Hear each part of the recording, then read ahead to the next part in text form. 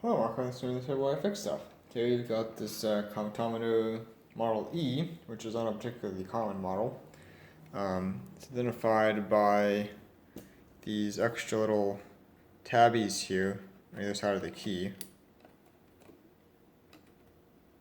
The idea being that you can't, so you can push down one key at a time.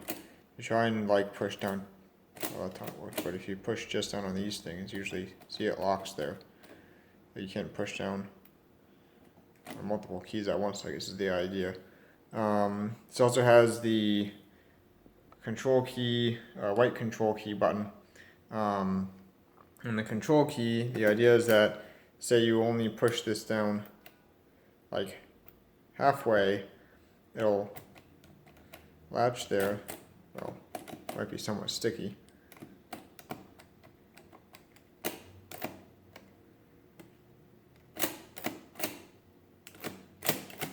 Yeah, that might be somewhat sticky.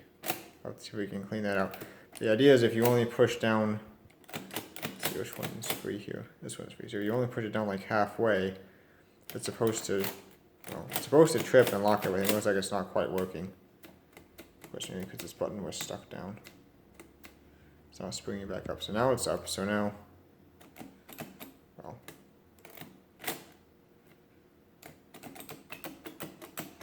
yeah, so something's up. Something's up with that. That's not quite working right. But the idea is that if you push down one of the keys like halfway, it's supposed to trip and then lock, so you can identify which one. So now it's up. Okay, so now with it up, now it's working. So let's see if we can demonstrate this. So if I push this one down halfway, it should trip and lock all the other columns except for this one. So if I hold this down and push this down, now it should be, yeah, now it should be free. So the idea is that if you push this down halfway by mistake, because the people will be any of them was pretty quick with multiple fingers on their hands, so it's not highly uncommon. If you're entering like 5 and 9, maybe you make a mistake and don't push the 9 all the way down, so only registers like 7 or something instead of 9. So that's supposed to catch that, lock the keyboard except for this column, and then you can go back and say, oh, I was supposed to enter a 9 here, and you can push the release, push the 9 all the way down, it'll register properly, and help you avoid mistakes.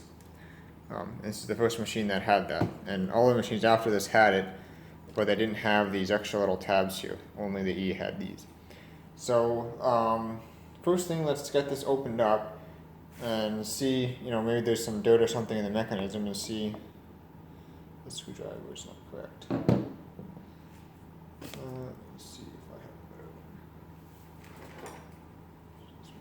one. So let's get this opened up and see if there's any dirt in the mechanism. Clean it out, give us some oil, and hopefully that should be it for this one. This is a 10 column, which I don't think is super common for Model E's. Then again, Model E's aren't super common in general. You can take a look at how the mechanism works.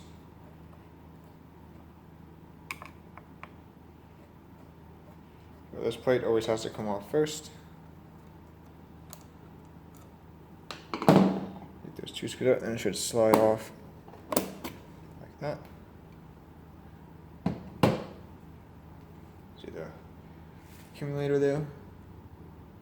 Little tabby things here. Take the handle off the side. These can sometimes be a little bit stuck.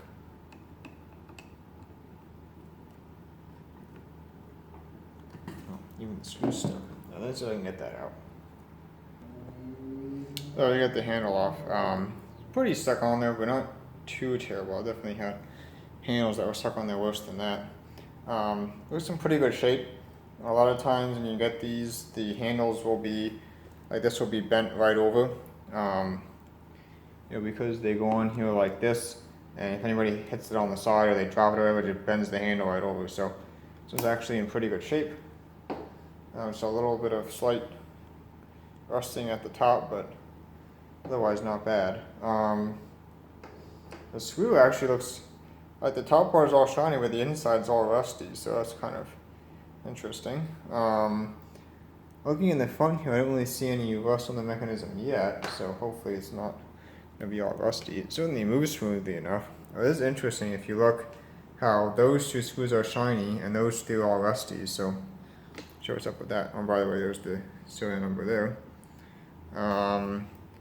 So the next step is, actually the screws are coming out of the patent plate too. Not sure if I showed that, but you can see the patent plate there. Looks like the latest patent is October 7th, what does that say, 1913? Looks like. Anyway, the next step is we flip this up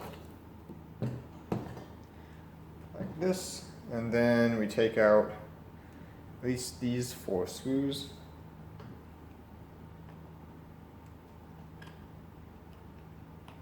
You can see how it used to have feet here, here, here, and here, and they've all got squashed in.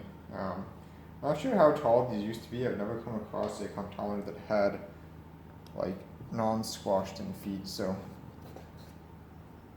not quite sure what the original height would have been.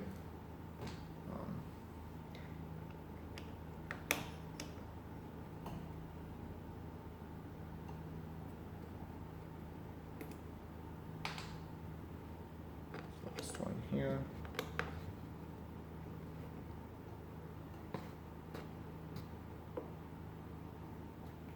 These 4 in the middle should just be a brace that goes across the bottom of the cabinet, so we shouldn't have to take those out. Lay this back down. Ideally, this should just lift out of here. Sometimes it can be somewhat stuck to the bottom. I have to flip it up and work it out. Oh. Seems like it wants to come out. It's just stuck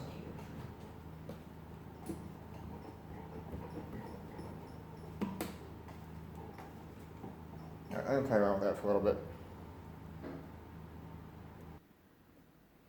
Alright, so we got this out. It looked like the top lip of the case on the side might have been like pushed in a little bit, and that was catching on some of the pins sticking out there. So this is out, and I've already quickly diagnosed the issue with the clearing button. It would just needed a little bit of oil. See if we can go over here and have a look. So I could probably just turn the machine too. So we can always see what's going on here. I think it's somewhat better. So you can see this pin pushes on that little rod there. And if you lift this up, then it comes off the rod. So you can see the bottom shaft of the pin sticking out there on that rod. Now what's supposed to happen is when you push the key halfway down, watch that rod there. See how it trips up and pushes the plunger up? So what happening was this plunger was too sticky that it wasn't free enough for the shaft to push it up. So I just applied a little bit of oil on this. It's nice and free now, and that allowed the rod to push that up. And now all the other keys are locked except for the error one. I fixed my error. I pushed that down, and it latches down, and now all the keys are free again. So that was an easy fix. What we're going to do now is see if this machine clears. I didn't try that yet because I wanted to make sure there wasn't going to be like massive amounts of dust stuck in the mechanism, but I don't see any. So we should be able to put this on, and yeah, it looks like it clears out just fine. So that's good. Flip this up. I'm probably going to have to oil some of these shafts, like that one's somewhat sticky. We can put a little bit of oil on there. I just got a whole bunch on the top of the case. I'll have to clean that off.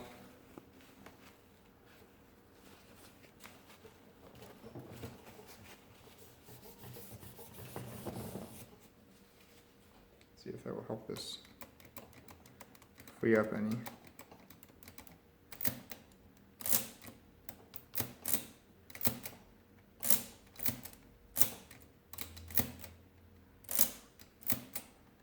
Might be sticky down here too. Let's see this one. Oh, now I've done it. Maybe not. So maybe this whole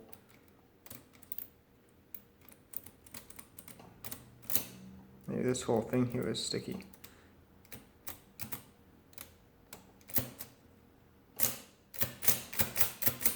So only this column. That one's not sticky though. That one's not sticky. So it must just be this particular key. If this lever was sticky, then the whole column would be sticky, but it's just that one key. So I have to see what's causing that. We flip this up. See the bottom here, so you can see each of these keys is sprung up by one of these little flapper things here. So you're pushing the key. This is the bottom of the key stem right here. And these things are spring loaded to push the keys back up.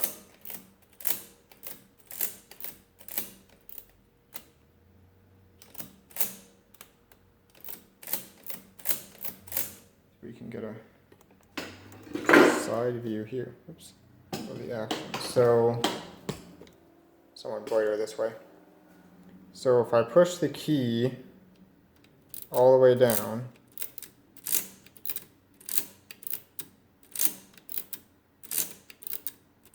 you can see there's this lever here. I'm wondering if this is part of that error correction mechanism. So you can see when it starts going down, that drops somewhat. And then when the key hits the bottom, see how it clicks it again. So let's try watching this whole thing. Push the key halfway down. And that tripped that. I didn't really see what tripped it though. I see this thing here. I'm not sure what that is.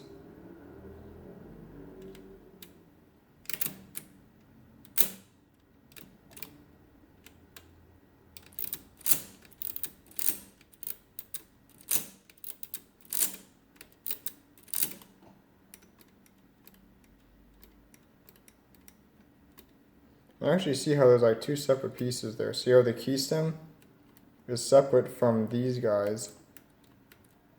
So if you try pushing down on just this side piece, it doesn't do anything. So the key must unlatch that somehow. Just kind of looking at, of course, this piece being in the way doesn't help, but something in there that unlatches it.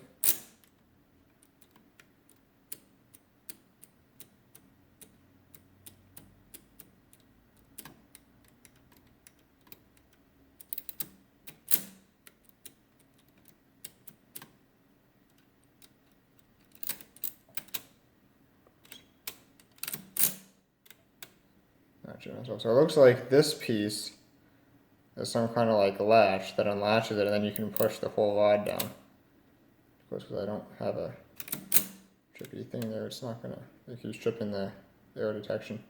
So if you push down just on this rod, see it's locked. If you push down on this, then it releases it. It keeps tripping the error correction, but yeah, it looks like that's how they did that. So looks like they see how the key pushes down first on this piece, which goes down, and then pushes down on the actual lever, and then the whole thing goes down and everything's fine. If you push down just on this, so it tries to push down on the lever first, but that's locked.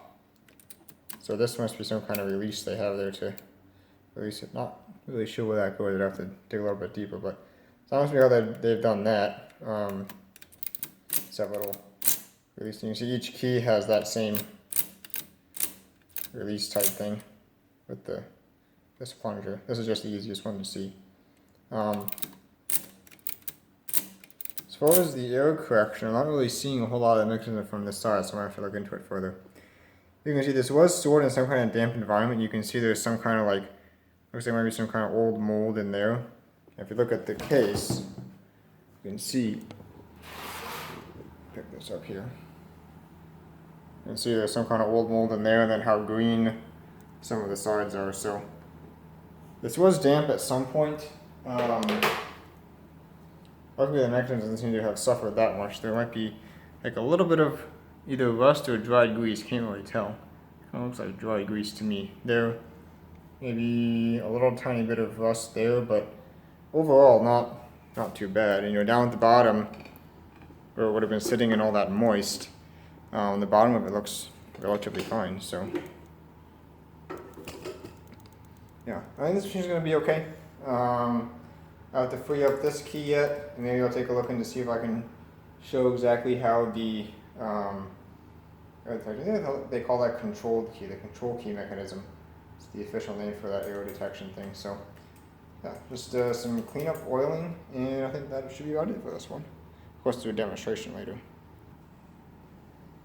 Alright, I got the gist of what's going on here. So actually the lock for these things was, remember not to use that key till I fix it. The lock for these things is right here in front of our face. It's this piece right here. So you'll notice how this is caught, and this hook here catches on that latch. And you can't push the lever down. And this lever has teeth on it. You can't really see them from this perspective. Well, you can actually kind of see some right there. So, not those, these ones. So right there, focus, those teeth are, there's a big, kind of like this shaft here. Same idea for this shaft here, just got a big row of teeth on the front. And these teeth back there are what drive the register forward. So that's on the end of this shaft. So pushing this down pushes those teeth down, which ratchet past a catch, kind of like a one-way ratchet. And then when this springs back up, then the ratchet catches and it drives the register forward in that position, proportional to the distance the shaft was pushed down. So this can't go down while this is here, but you notice these releases here push that forward, see? So when that gets pushed forward, then this can come down. And that's how that works. That pushes it forward so that it releases the main drive lever, and then everything continues. Now as far as the control key mechanism, that also relies on this shaft here. So if you push this down, it's kind of hard to see, but we push it all the way down. See, this hook here pulls down on a lever, which behind it, there's that black shaft, kind of with the two springs attached to it. That gets pushed down when this hook reaches the bottom of its travel. And that's what deactivates the control key. Now, I'm not sure you'll be able to see this, but if I push this down part of the way and then start releasing, see how that second shaft in the back comes up first? And notice how the shaft in the back with the springs on it starts rocking backwards? That's what's going to trip the controlled key. Now push this down all the way. Notice how it doesn't do that when you release up? Push it down all the way. See how the main shaft springs up with the other shaft? It's kind of hard to demonstrate this, but basically if you push it down without going down all the way, the release shaft comes up first. But if you push this down all the way, it doesn't really do that. It basically travels up with the main shaft.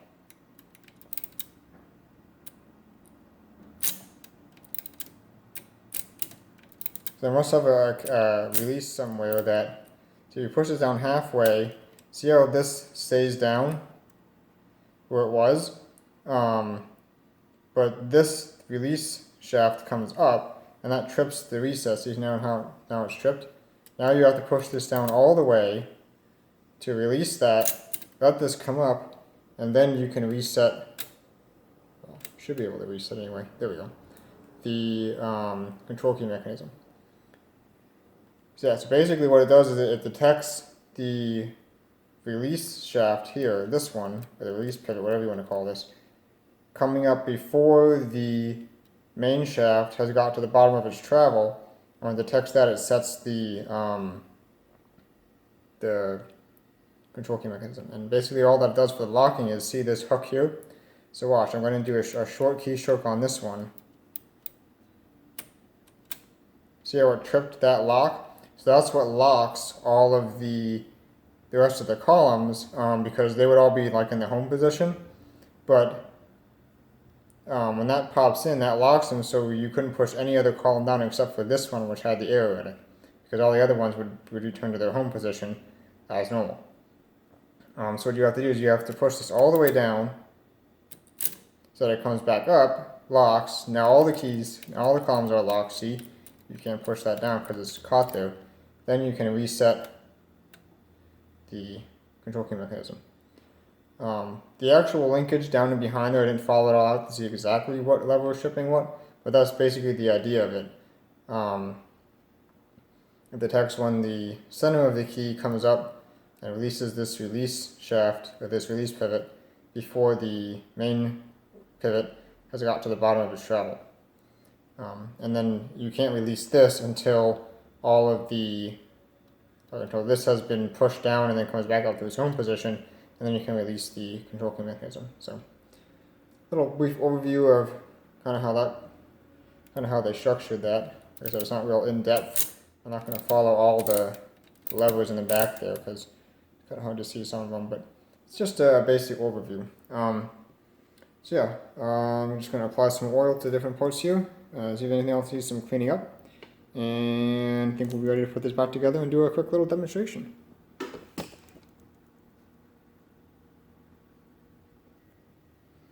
Alright, everything's all back together here. We can try some math. We could if this wasn't locked. Okay, which one is sugar?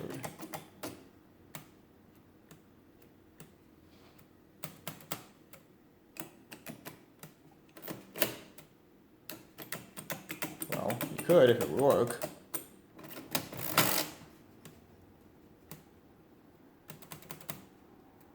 It won't latch now.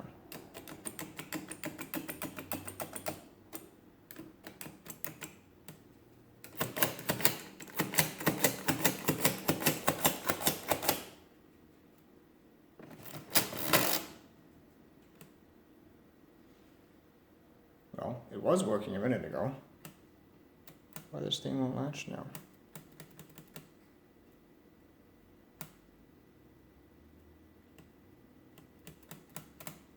Right, guess I'll have to take it back apart and see what's up with that. If it clears fine, then this thing won't latch down now.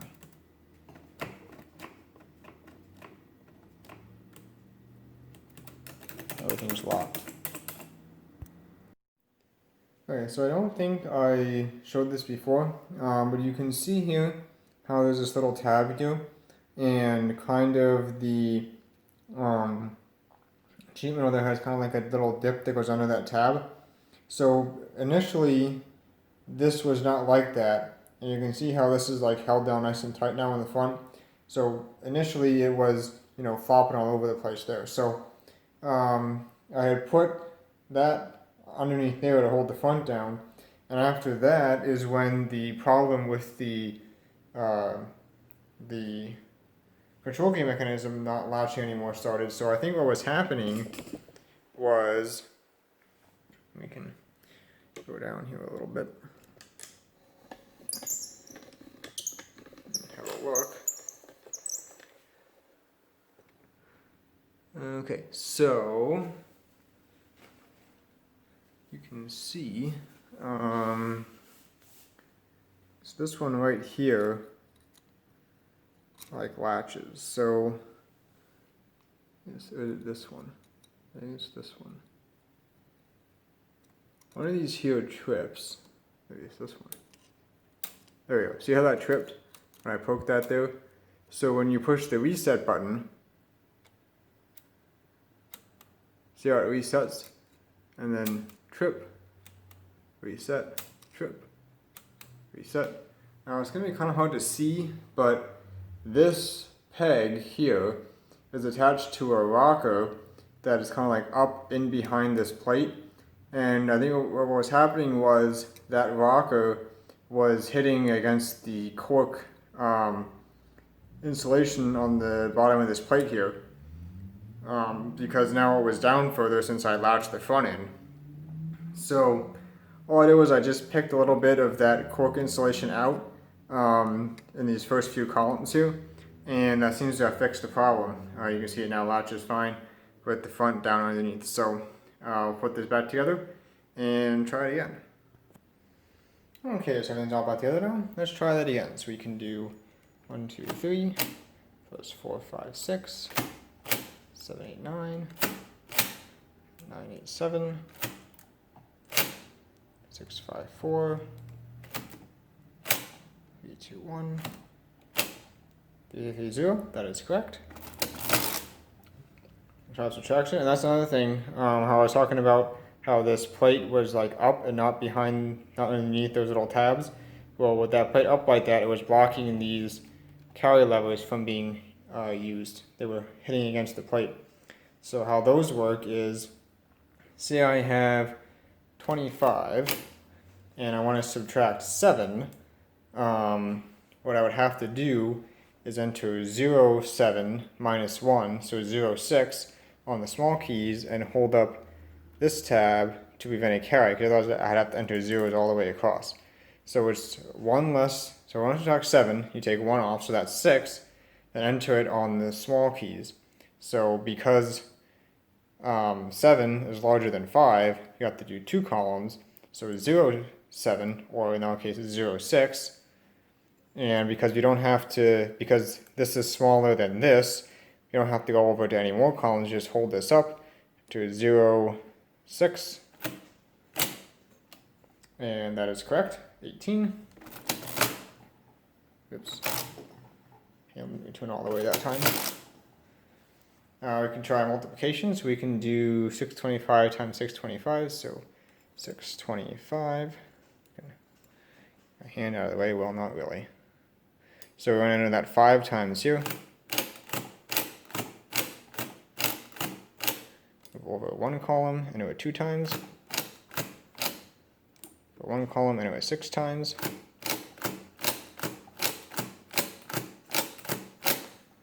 Enter 625, that is correct. Now obviously someone who's trained to use this would be just lightning fast on this thing.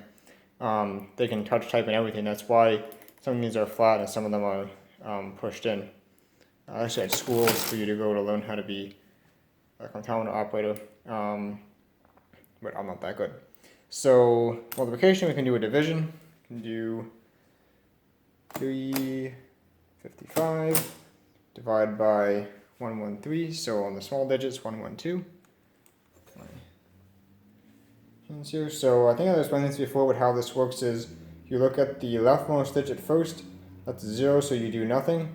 You continue while the number you're entering, 113, is less than the number directly below you. So it's less than that, so we enter it once. It's less than that, so we enter it again. It's less than that, so we enter it again. Now it's greater than 16, so we move over 1. We have a 0 there, so we do nothing. 113 is less than 160, so we enter it once. Now this number down here is less, so we move over. Got a 0, do nothing. 113 is less than 470, so we do it once. And keep going in that same process.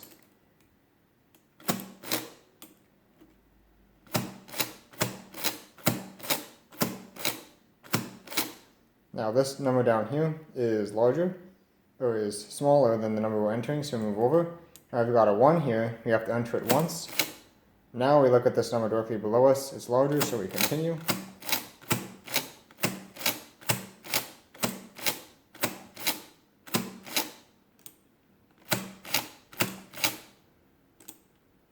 Got a 1 there, so we got to enter it once. Then we look at this number. Oops, I must have done something there. This key must not release that key properly. We can continue.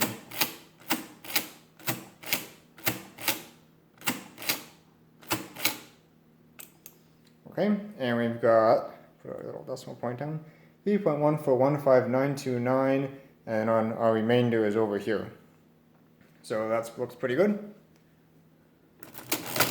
And just for double checking, we can double check the carry lock. So if I enter, say, 55 and then I half enter 7, it should trip. See how that didn't register yet? So we push this all the way down. Now it registers. Now we reset, and everything is all happy again. So, should be about it for this one. Happy to have this pretty rare, pretty cool machine. Everything seems to be working just fine with it. Even got this to free up. He was sticky before, seems fine now. So it's going to be about it for this one. Hope you enjoyed this video, and thank you for watching.